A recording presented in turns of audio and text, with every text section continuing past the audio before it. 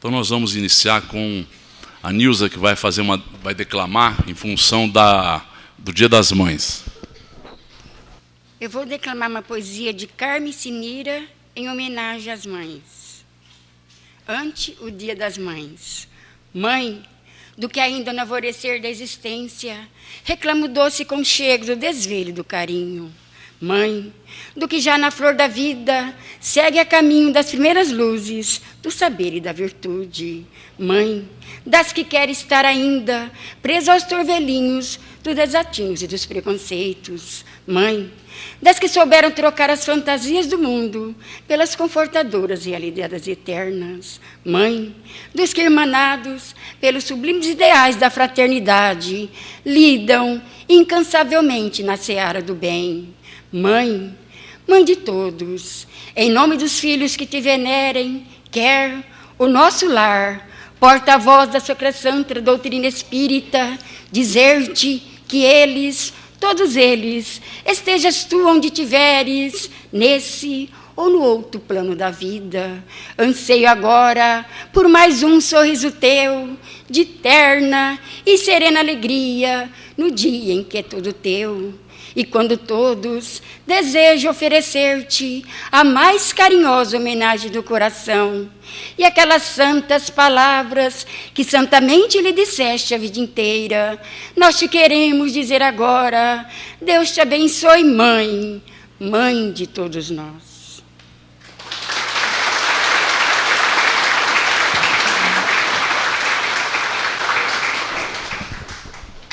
Nós vamos falar hoje sobre o Dia das Mães, e aí nós vamos mostrando qual foi o papel da mulher ao longo do processo evolutivo e qual foi o papel que ela foi modificando, o que ela foi se adequando nesse processo. Então nós vemos que ao longo da história, a mulher nas tribos primitivas, o que ela fazia? A mulher nas tribos primitivas, ela era uma reprodutora, ela vivia em comunidades coletivas, ou seja, essas comunidades viviam parentes, viviam pessoas que a partir daí tinham um relacionamento coletivo. Então existia isso que se chama endogamia, ou seja, a mulher tinha envolvimento com o marido ou com aquela pessoa, mas tinha também com outras pessoas daquele grupo. Era natural que isso ocorresse. Então, a poligamia era algo que ocorria nessas comunidades. Mas ocorria a divisão de tarefas. Ou seja, nessa comunidade, que não existia ainda uma análise maior do papel de cada um fazia aquilo que era possível. Cada um se adequava às realidades que era possível. Então, a mulher, por exemplo, ficava com o trabalho ligada à casa, mas ela também plantava, ela também pastoreava, ela também enfiava. Então, ela fazia uma série de tarefas e o homem ia para a caça. E o homem trazia, a partir daí, a coisa do exterior, pela própria força física. Então, foi uma coisa natural, mas não existia a prevalência do homem sobre a mulher. Nesse primeiro momento, isso não ocorria. O que ocorria não é uma caracterização de uma família estabelecida, mas de uma comunidade. Então, esta comunidade existia, e a partir daí o que vai ocorrer? Com essas tribos primitivas, eles começam a plantar. E a plantação é relacionada, no geral, com a mulher. E aí o que vai acontecer é que eles vão ver que essas sociedades agrárias surgem porque é mais fértil ficar ao lado do rio. Então essa plantação, enquanto a caça era algo esporádico, não era algo comum, não era algo que a todo momento se conseguia, a plantação tinha um ciclo e fazia com que eles pudessem guardar dinheiro, faziam com que eles pudessem, a partir daí, ter uma vida mais estabilizada. Então o que vai acontecer? O homem passa a se fixar numa determinada faixa de terra, o homem passa a plantar, mas o homem começa a ser o quê? O dono daquela propriedade. O homem passa a ser o dono daquele local, daquele rebanho, daquela plantação e, consequentemente, a mulher passa a ser uma propriedade do homem. Com essa ideia de propriedade, surge nas sociedades agrárias. E a maternidade, portanto, ela é santificada por quê? porque é algo exclusivo da mulher. Apesar dela ter algumas tarefas, e ela vai ser a responsável por fixar, por criar e transmitir os hábitos que foram adquiridos naquela cultura. Então, essa cultura, esse grupo de pessoas que ali estavam, e a prole precisava vir, os filhos precisavam vir para manter essa família. Então, era necessário essa maternidade, porque teria que prevalecer a mão de obra. E aí o que surge? Então, como é que eles vão fixar? Como é que eles vão fazer os hábitos culturais? Então, eles fazem com que se aprenda, começa a fazer com que ali se fabrique a cerâmica, ocorra a fiação, a tecelagem. Então, quem que vai fazendo isso? A domesticação dos animais. Foi a mulher que fez isto. E também a medicina caseira. Então, isso vai sendo perpassado da mãe para as filhas, para o filho. Então, isso é natural que ocorra. Então, nessa sociedade agrária, nessa sociedade que vive ao redor do rio, existe uma fixação, existe uma tarefa da mulher, mas ela já não tem a autonomia que possuía outrora, nas sociedades primitivas. Por quê? Porque ela é uma propriedade do homem. Então, é pedido a ela a virgindade, é pedido a ela a fidelidade, é exigido para que ele possa, a partir daí, passar para os descendentes aquilo que ele angariou. Então, começa a ocorrer como se fosse um contrato de trabalho. Começa a ocorrer um contrato oral, mas que é estabelecido, e a partir daí, essa família começa agora a não ser algo coletivo, mas é uma família nuclear. Então nós vamos vendo que, no momento seguinte, o Egito é uma sociedade agrária, com características todas próprias do Egito. Porque o Egito foi uma civilização, à época, muito avançada. Há 4.000 anos atrás, eles já faziam as pirâmides. Eles já tinham conhecimento de sonambulismo. Eles já tinham conhecimento de como levantar, por exemplo, aquelas grandes construções de 145 metros. Fazendo com que cada parte da pirâmide tenha uma simbologia. Distância da Terra ao Sol, da Terra à Lua e assim por diante. Tudo tem uma razão de ser. Então, como é que eles conheciam tudo aquilo? Eles eram uma sociedade avançada em termos tecnológicos, mas também vivia recluso aqueles que conheciam. Mas a mulher, qual era o papel da mulher? Ela tinha os mesmos direitos que o homem. O que significa dizer os mesmos direitos? A mulher, por exemplo, ela podia pedir o divórcio. Ela podia pedir a separação. Quando o homem fosse infértil. Quando o homem, por exemplo, fizesse maus tratos com ela. Então era algo que já ocorria nessa civilização. Veja bem, estou dizendo de 4.000 anos antes do Cristo. E aí ela tem as mesmas condenações, ela era julgada da mesma forma. O tribunal não fazia diferença de mulher para homem. Então, à época, a mulher era uma cuidadora dos filhos e dos servos, sim. A mulher fazia os serviços domésticos, sim. Mas ela tinha uma amplidão, ou seja, na ausência do marido, ela era chefe mesmo. Ela determinava sobre a casa dela. Ela determinava sobre, por exemplo, aquilo que estava ocorrendo ao seu derredor. E nós vemos mulheres que foram faraós. Mulheres que foram faraós.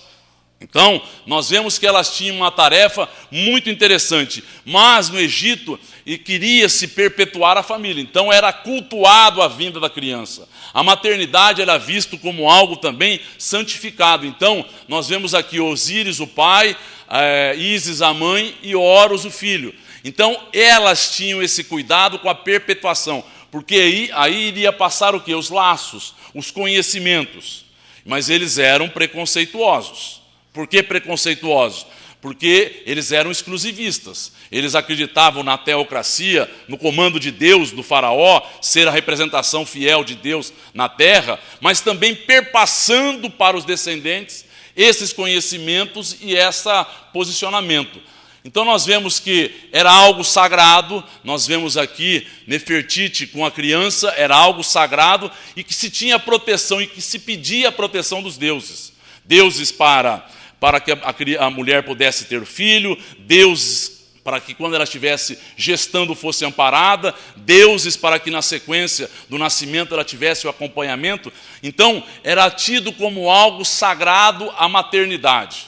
A mulher era algo até então que tinha direitos muito claros e muito próximos ao do homem. Então, era uma sociedade um pouco evoluída à época. Aí nós chegamos no mundo judeu, mais ou menos à mesma época.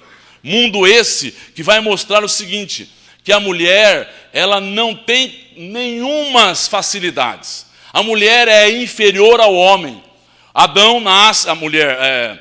Eva nasce de uma costela de Adão. Nós vemos então o que ocorre. Ocorre que a mulher deve agora viver em função do homem. O homem vai dar as determinações. O homem vai fazer com que ela faça isso ou aquilo. Ela tem que seguir o homem naquilo que o homem achar melhor. E nós vemos que ela tinha algumas participações do templo, sim, mas em geral era o homem que fazia, era o homem que determinava. Então a mulher ficava reclusa ao lar, reclusa a ser uma mãe, mas, olhe bem, se ela fosse infértil, o homem poderia ter o seu harém.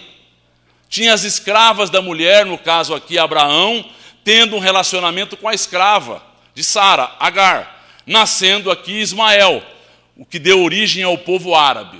Então, o que aconteceu? Era algo natural, era um acordo, era algo que se aceitava plenamente, o homem ter contato com a escrava da mulher. A mulher que ali estava era alguém que poderia fazer com que o homem tivesse contato com essa realidade de forma natural. Então essa poligamia existia muito no mundo na época, E no mundo judeu é desta forma que é visto. A mulher como um ser inferior, a mulher vivendo para a reprodução e para o lar. Apenas e tão somente isso. Raras as mulheres que tiveram realce nessa sociedade. Enquanto, por exemplo, no Egito, nós vemos, por exemplo, uma filósofa de nome Hipásia, uma professora conceituadíssima. Quem não vê o filme chamado Alexandria, é muito interessante, que mostra essa mulher sendo não apenas respeitada, sendo alguém que influenciava a cidade em que ela morava.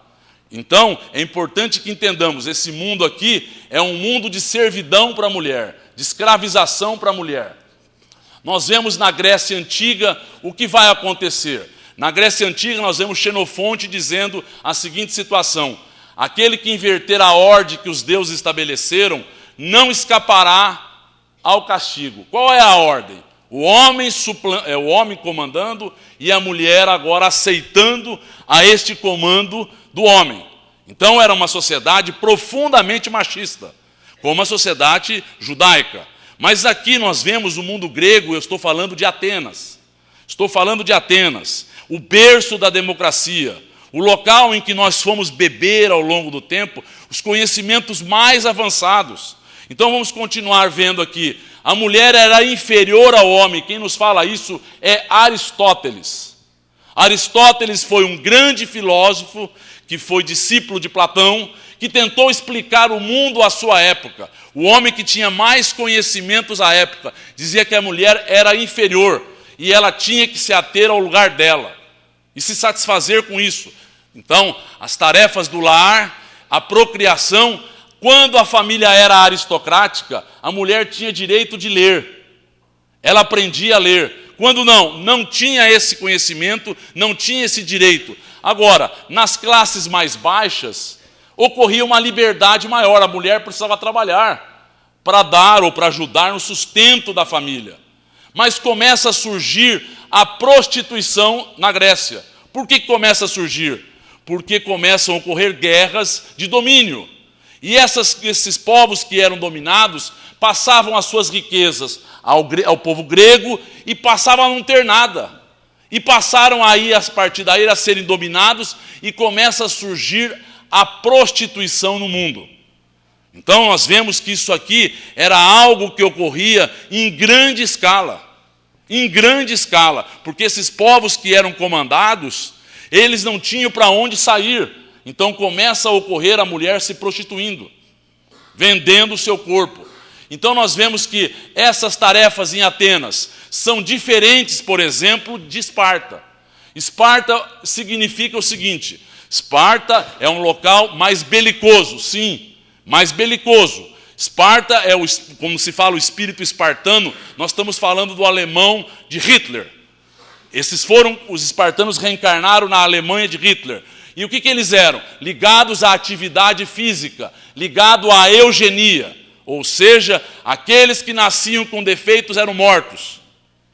Eles queriam prevalecer a aparência física, a atividade física fazia com que a procriação fosse melhor. Então, não apenas corpos saudáveis, quando nascia doente, eram mortos, mas eles faziam atividades físicas para criar um exército, para criar uma força. E essa procriação se faria a partir daí em melhores condições. Eles acreditavam, dando para que os seus descendentes tivessem agora uma força maior. A liberdade da mulher era quase igual ao homem. E por quê? Porque o homem estava sempre em guerra. E a mulher que comandava no seu lar. Então, veja bem, parece algo conflitante. Porque quando nós falamos em democracia, nós estamos falando em Atenas. Quando nós falamos em ditadura, em governo forte, nós estamos falando em Esparta. Em Esparta, a mulher tinha uma maior participação social e econômica. Porque ela precisava gerir os negócios do marido. O marido sempre estava em guerra. Era comum as guerras se estabelecerem. Contra Tebas, contra Atenas e contra outros locais. Então, as guerras eram comuns à época. Então, o homem era um homem e a mulher também fisicamente saudáveis, fisicamente equipados para levarem adiante a sua tarefa. Nós vemos que a partir daí surge a civilização romana. Quando nós falamos em civilização romana, nós estamos falando em greco-romana. Todo o conhecimento da Grécia, principalmente de Atenas, passou para Roma.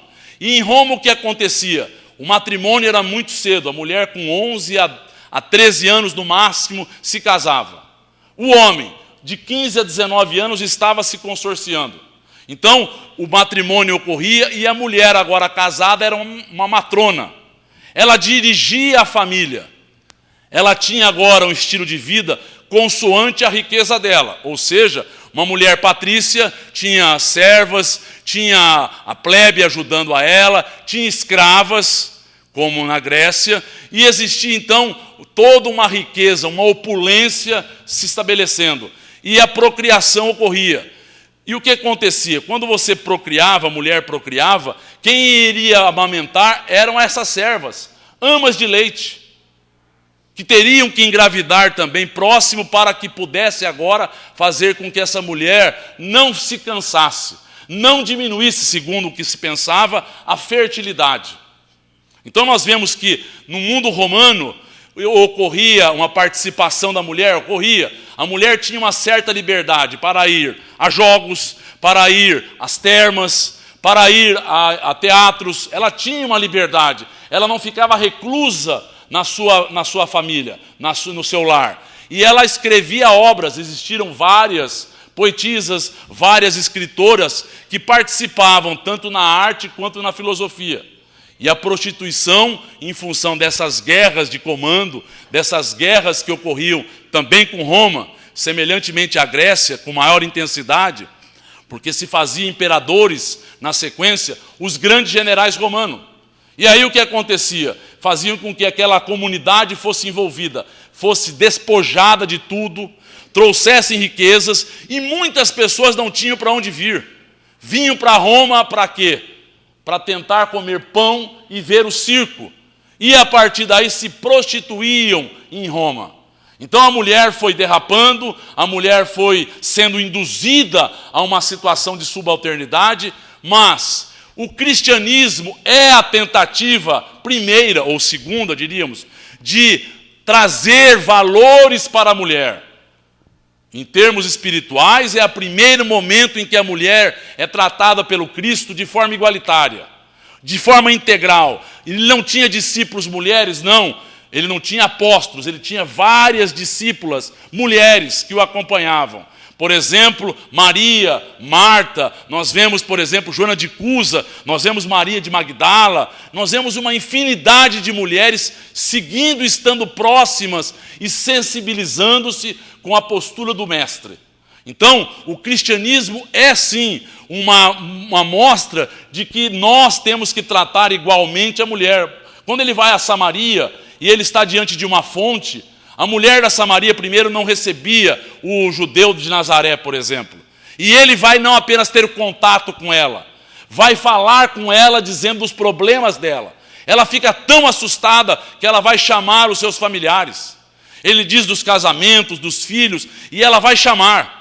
E ele fala a ela que ele dará a ela aquilo que vai dessedentar a sede dela. Então ele trata com naturalidade a todos, inclusive as mulheres. Então o cristianismo é essa tentativa primeira de mostrar o papel da mulher. Nós vamos adentrar posteriormente na Idade Média, com a queda de Roma e com a falência da família romana. Adentra-se, portanto, na Idade Média. O homem vai para o campo, surge o feudalismo. Então aqueles que eram reis têm os castelos, mas eles são donos daquele feudo. E começa a ocorrer o quê? A mulher é esposa, a mulher é mãe, a mulher passa a ter direitos a trabalhos manuais e profissão passa a existir nesse sentido. Ela passa a ser escultora, ela passa a ser pintora, ela passa a fazer trabalhos que vão ajudá-la a sair desse quadro de limitação. Então, mesmo na Idade Média, e a Idade Média se passou mais ou menos 1000 anos de Idade Média, então nós temos a Baixa e a Alta Idade Média, mas foi um período em que a mulher, ficando trancafiada, tinha uma certa liberdade, porque o marido saía do castelo, o marido saía do feudo, e as mulheres simples tinham que vir trabalhar. Às vezes apenas então somente em troca do alimento. E a mulher podia ter uma certa liderança, quando ela fosse uma rainha, quando ela fosse uma abadesa, no caso aqui uma abadesa, sendo respeitada inclusive por homens. Mas elas ficavam reclusas, sim, algumas ficavam reclusas, mas tinham contato com o povo em alguns instantes e exerciam essa liderança. E também tinha nas comunas, nesses feudos, algumas votações. E as pessoas e a mulher tinha direito a voto, tinha direito a participar nessas comunas. A prostituição era algo muito intenso. Existiam cidades, para que nós entendamos, por exemplo, Florença, 120 mil pessoas, 12 mil eram prostitutas. Para que nós entendamos o percentual do nível de prostituição à época. Era algo muito grande. Mas nós vemos que com o advento das cruzadas, com as lutas que nós vamos em busca agora no Santo Sepulcro, no mundo muçulmano, de onde ficavam os lugares que Jesus e os apóstolos estiveram, essas cruzadas levam o quê? O renascimento das cidades, levam o renascimento cultural, levam a mudança de situação. Surge ou ressurge o dinheiro, até então trocava-se coisas, por isso simplesmente eram trocas. Então a mulher passa a ter um papel na economia, por quê? Porque ela participa agora desse processo. Surge uma classe diferente, surge a burguesia. Existiam os nobres, os ricos, e existiam os pobres, os camponeses, os vassalos. E aí o que acontece? Acontece que surge a burguesia, a classe média, os comerciantes. E a mulher vai ajudar o homem nessa tarefa. A mulher vai fazer com que ocorra o desenvolvimento dessa economia. Existiam as cortesãs. E quem eram as cortesãs? A mulher que era amante e vivia na corte. E fazia com que fosse aceito isso. Era algo aceito. As camponesas tinham a liberdade, porque tinham que trabalhar, e a mulher passa a ter outros cuidados estéticos. Cremes surgem, a mulher é branca, a mulher é de uma anca maior, de um quadril maior. E por que ela é de um quadril maior? Porque morria-se muito no parto.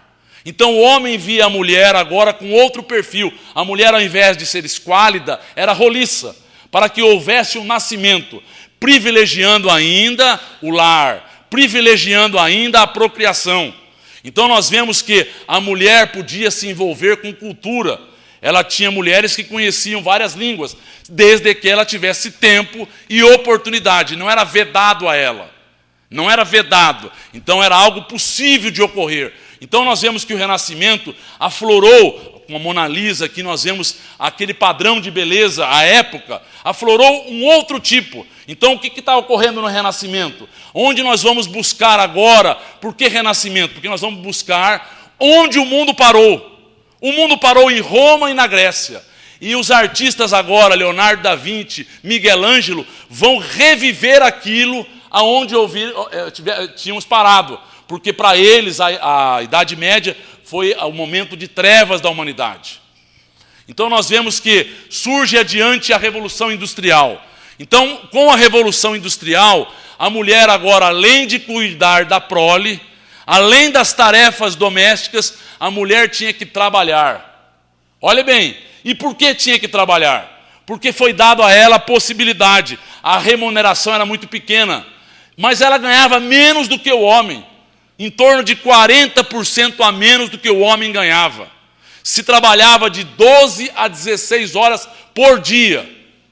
Nesse processo, principalmente na Inglaterra, e depois que fazem com que as mulheres começam a reivindicar. Então, veja bem, o que acontece com a Revolução Industrial? Máquinas, a produtividade agora em vários setores começam a surgir. Então, a mão de obra passa a favorecer uma mão de obra remunerada e da mulher.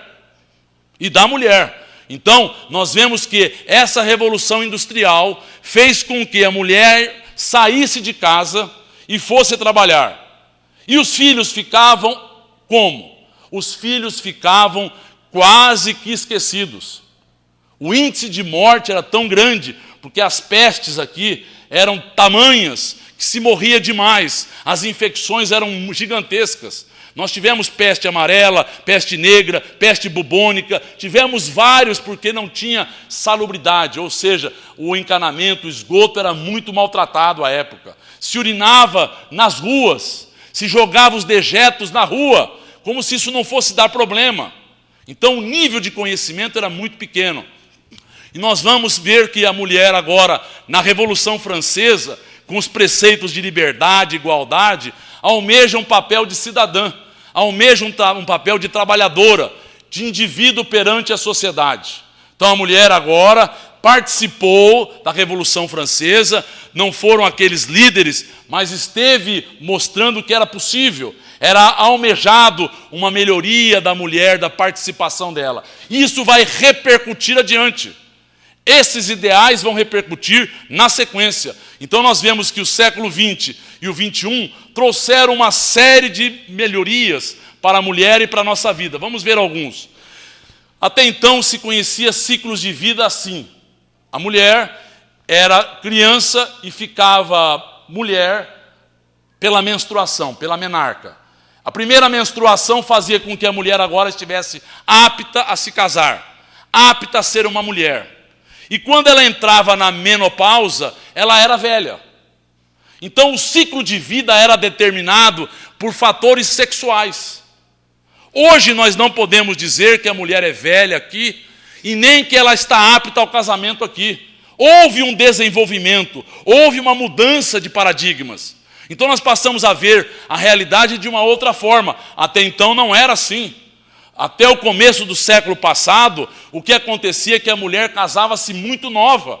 Ela já estava pronta para o casamento após a primeira menstruação.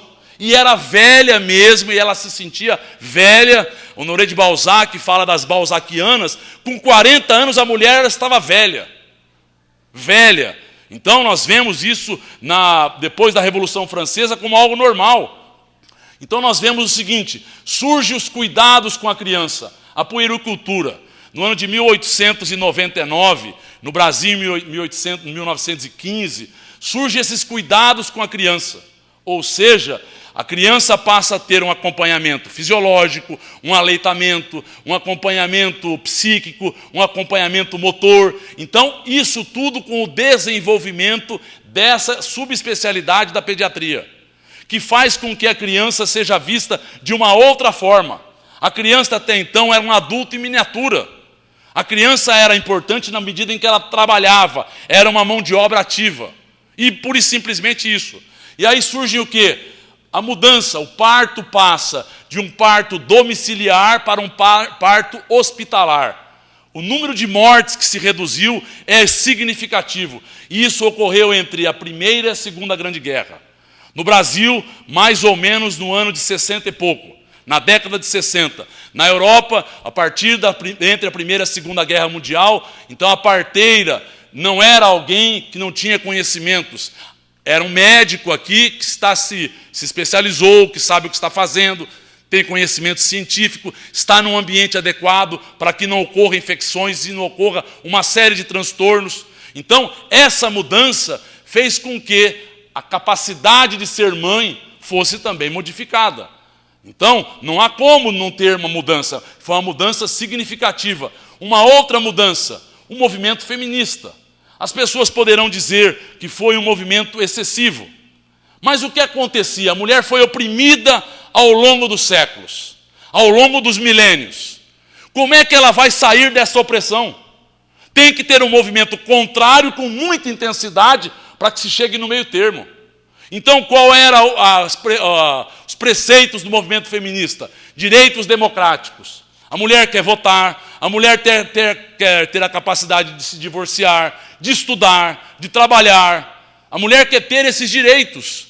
A mulher quer ter a liberação sexual a partir do advento da pílula. A mulher quer ser responsável pelo seu próprio corpo. Chegam em excessos de dizer que elas podem abortar. Muito bem. Mas é importante entendermos, a mulher agora não é refém do homem.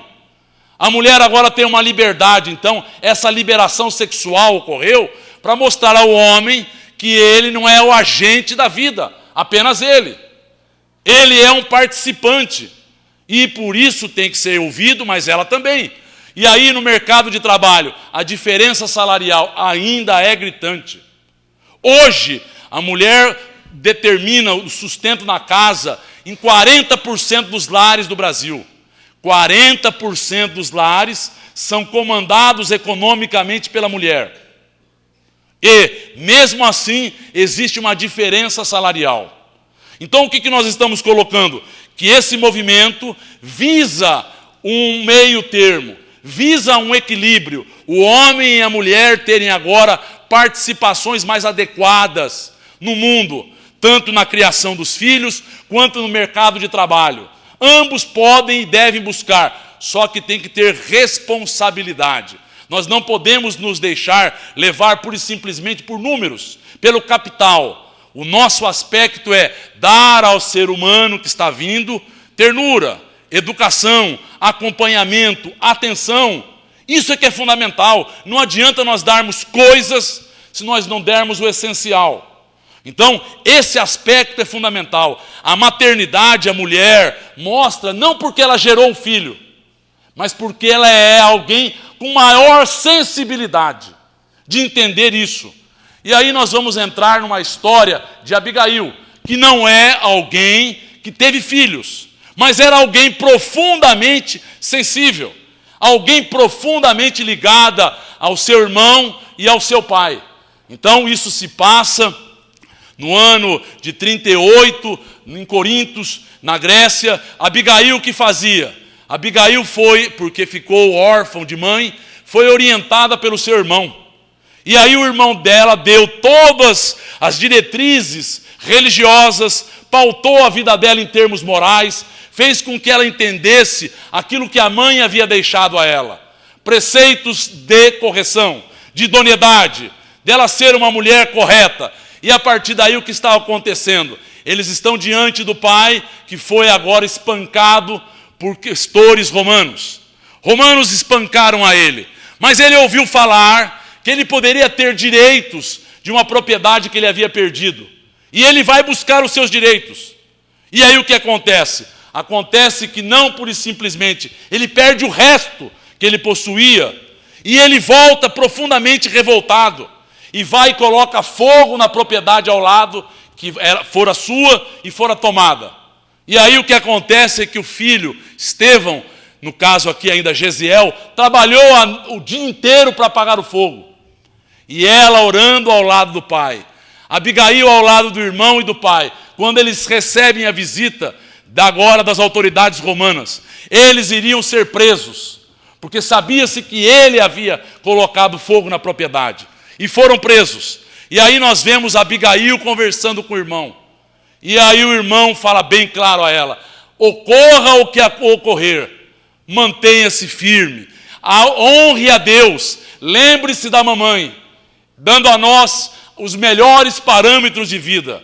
A nossa mãe fez para nós, para que nós fôssemos corretos. Lembre-se disso. O pai está adormecido e eles estão agora cantando, acreditando que algo bom vai ocorrer naquelas dificuldades. E no dia seguinte, eles são levados agora, o pai é levado a um espancamento. E o filho fala que ele foi o culpado.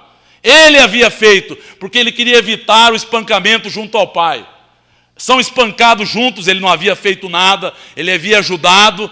Eles são espancados quando recebem a notícia que aquelas pessoas haviam morrido. Aquelas que haviam trabalhado na estalagem, na propriedade, haviam morrido. E ele havia falado, Gesiel havia falado para a irmã, se algo ocorrer, cante, minha irmã.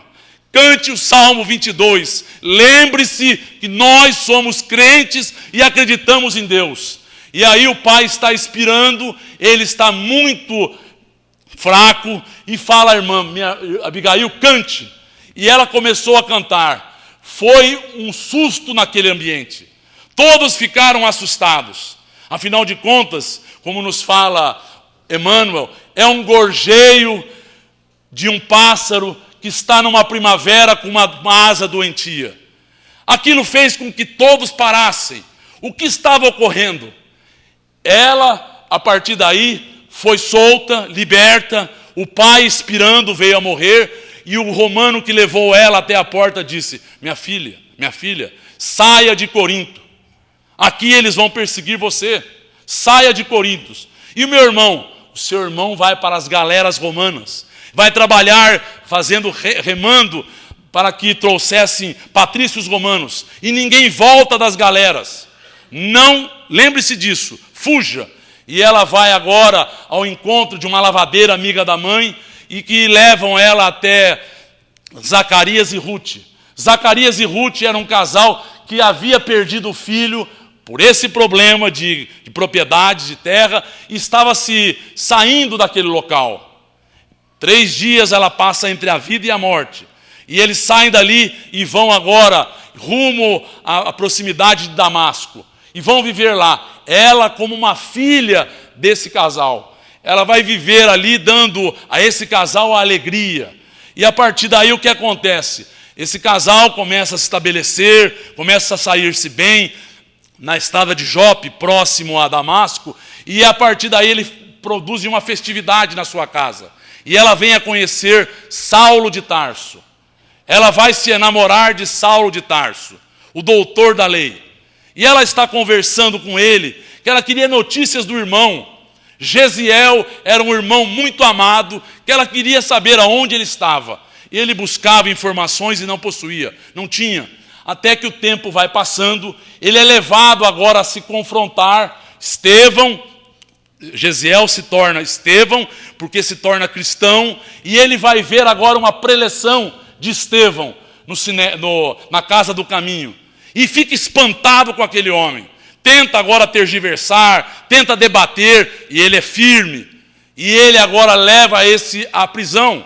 Leva Estevão à prisão. E agora o que ele está falando? Que ele precisava agora pôr uma correção no rumo que estava tomando aquele movimento. Ele iria libertar Filipe, João e Pedro, mas Estevão não. Estevão ia morrer. E ele estava convidando a Abigail a ver esse apedrejamento que ele faria. Seria um momento significativo da sua vida. Ele levaria ela. E ela diz, eu não gostaria de ir. Aquilo que está na minha imagem é meu pai sendo espancado, morto, martirizado. Mas você precisa ir. É algo significativo para a minha carreira. E ela vai. Chega nos últimos instantes e o que ela vê? Ela vê o irmão dela sendo espancado. Ela vê o irmão dela agora sofrendo um açoite. Quando ela vê, ela fala a Saulo, Saulo, esse é Gesiel, esse é o irmão que eu procuro, esse eu quero ter ao meu lado. Saulo não sabe o que fazer. Vê que ele não havia falecido ainda, estava sendo apedrejado. Leva-no agora a um local para que ele pudesse fazer, segundo ele, a confissão, pedir perdão. E a irmã vai agora conversar e vai reconhecê-lo. Ele era um cristão. Por que ele havia se tornado cristão? E ele começa a falar das belezas do cristianismo. O que era um homem cristão? Um homem que servia ao próximo, um homem que se devotava à causa do irmão. E aí ela começa a se sensibilizar com isso. Ela passa a entender que é algo diferente do que aquilo que era pregoado por Saulo. E ela começa a ver que o irmão está estertorando e pede para ela orar. E ela ora cantando. Saulo fica realmente acabrunhado, diz a ela: entre nós tudo acabou, entre nós nada mais vai existir. 8 meses ele fica sem visitar agora Abigail. Quando ele retorna agora à estrada de Jope, ela havia se tornado cristã. Ela havia conhecido Cristo através de Ananias. E havia agora um problema no pulmão. Ela estava nos últimos dias da vida dela. Ele não aceita aquilo. E ele vai falar com ela se ela havia perdoado a ele. E ela responde: como uma folha seca no deserto, pode se esquecer da chuva benévola que lhe deu vida. Olha o amor dessa mulher para com Saulo.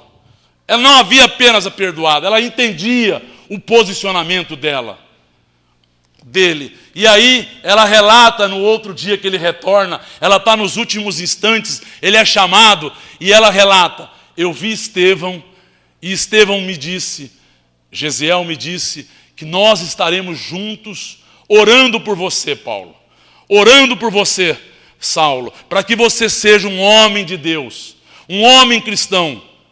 E a partir daí ela desencarna e Saulo vai agora perseguir aquele homem que havia levado ela ao cristianismo, Ananias. E nas portas de Damasco ele vê o Cristo e muda a vida dele de uma hora para outra. Ele entendeu naquele instante que ele estava errado. Ele não tergiversou em instante algum. Ele passa a seguir o mestre a partir daí, de cabeça erguida, resoluto, firme. Mas a vida vai dar a ele muitas dificuldades. Ele vai passar 3 anos no deserto. Ele vai voltar agora à casa do caminho, em Jerusalém. E chegando em Jerusalém, os apóstolos estão com medo dele. Será que ele se modificou mesmo?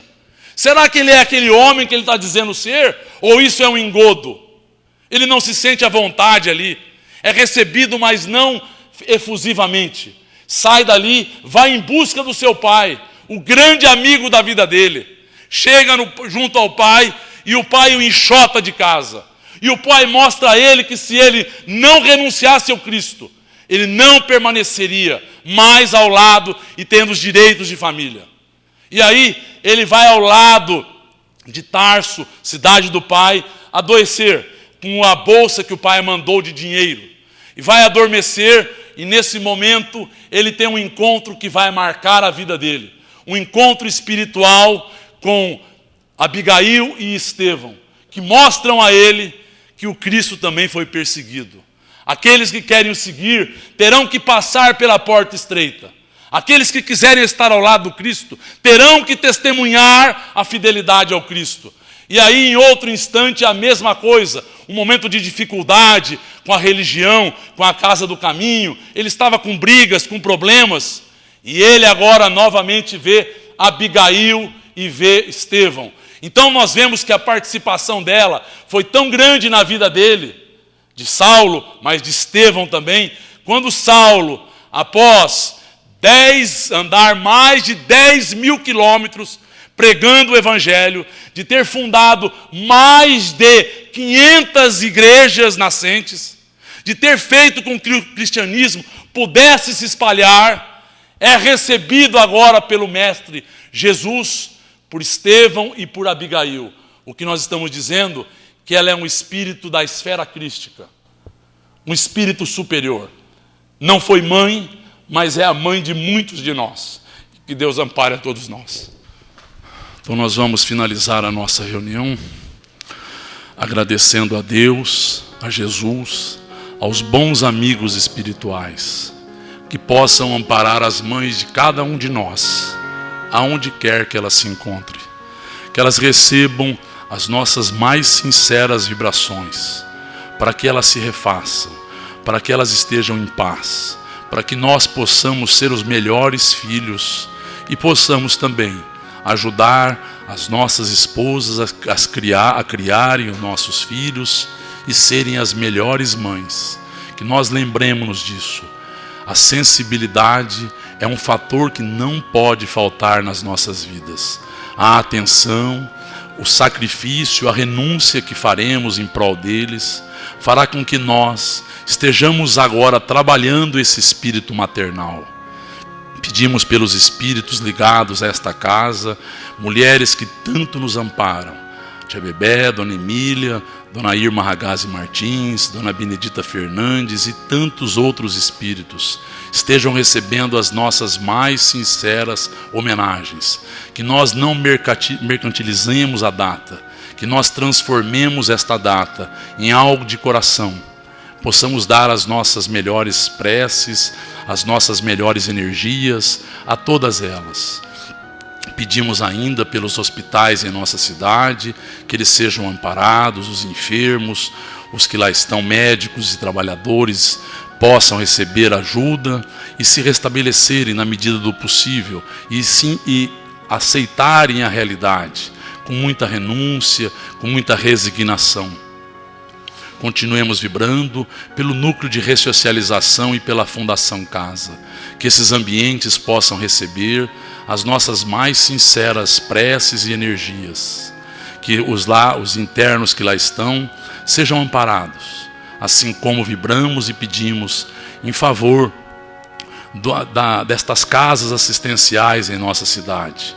Que ajudam, que diminuem dores, que se fazem agora sirineus na vida do próximo, carregando as cruzes de cada um deles, mitigando, diminuindo problemas. Que estas casas, Senhor Jesus, possam ser amparadas. Em especial, vibramos por esta que estamos vinculados, mas por todas as outras, em especial pelos assistidos, por aqueles que são beneficiados. Queremos rogar ainda e pedir por pessoas que nos trazem nomes e endereços, pessoas aflitas, desesperadas, possam receber de nós todo o amparo e toda a proteção. Possam receber desses amigos maiores este acompanhamento espiritual. Continuemos vibrando agora em favor dos nossos lares. Cada um de nós que aqui está a pedir pelo seu próprio lar, por aqueles que convivem conosco, para que exista paz, para que exista harmonia nesse convívio, para que nós coloquemos preceitos de ternura, de carinho, de atenção e façamos da nossa vida e do nosso lar um local aprazível, agradável. Continuemos vibrando, agora voltando as atenções ao ambiente onde nos encontramos, pedindo em favor das entidades, dos irmãos nossos que deixaram a realidade física e estão sendo convidados a seguirem a espiritualidade. Partam todos em nome de Deus e de Jesus. Confiem, serão amparados, serão assistidos, serão envolvidos e a partir daí irão se recuperar. Compreenderão que nada ocorreu ao acaso. Entenderão que não são vítimas. Ninguém é vítima e ninguém está esquecido. Mas vocês pertencem a uma outra realidade agora. Se desapeguem do mundo material e confiem junto com esses amigos que serão levados a esses ambientes. Enquanto as entidades são encaminhadas, são conduzidas a esses ambientes de paz, é feita uma limpeza fluídica do ambiente, uma limpeza de tudo que aqui está deletério. Amigos espirituais, familiares se aproximam, nos dão o amparo necessário e que nós possamos utilizar estas dádivas, toda esta ajuda, aonde quer que nos encontremos. E assim, gratos, finalizamos a nossa prece, a nossa reunião em homenagem às mães, que todas elas recebam as nossas melhores vibrações. E que assim seja.